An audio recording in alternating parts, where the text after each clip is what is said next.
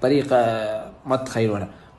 كل شوية كح، جربت كل الأدوية، حطيت أكسجين ما فيني ربو، حطيت وايد أشياء ما فاد. سويت زنجبيل، شربت زعتر، كلت عسل كل يوم الصبح على الريق، ما فاد. أمس أول مرة أجرب هالشيء. شو هذا؟ هذا كركم. هالكركم اللي أنا كنت أعرف شو يوم يقول لي كركم، كنت أقول شو كركم كنا نسويه إذا كسرت يادينا ولا ريلي انكسرت أحطي كركم وملح ويومين وأمورها طيبة. لكن قالوا لي اشرب الكركم هذا. أمس أول يوم، من أمس لليوم أنا الكحة ما أعرفها.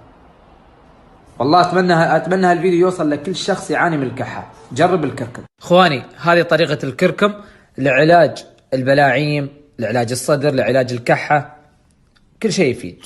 شوف كركم بهالطريقة لا تزيد، تحطيه هني. الملح بهالطريقة لا تزيد. عقب شو تسوي؟ تجيب ماي حار موغر، تكون موغر ماي حار وتصبه. حلو. عقب تمكس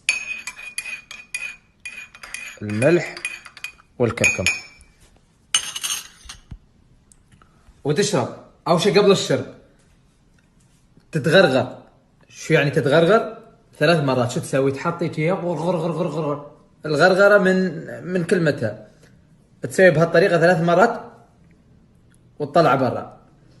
بعد ال3 مرات تشربه 3 مرات، 3 يمغات. يمغى أولى، يمغى ثانية، ويمغى ثالثة. تستعمل هالكركم هذا تستعملونه على الريج. أول ما تقوم الصبح كركم وملح وماء ساخن وخلطهم. أول شيء تغرغر 3 مرات وبعدها اشربها 3 مرات. مو بلازم تشربها جلاس كامل. نفس العملية تسويها قبل لا تنام. كركم وملح وماء ساخن وخلطهم، تغرغر وعقب اشرب. تسألني شو يسوي؟ هذا يا ابوي دواء الأوليين. هذا يعقم البلاعيم، يعقم صدرك، يشيل الالتهابات اللي في بلاعيمك، يشيل الالتهابات اللي في صدرك.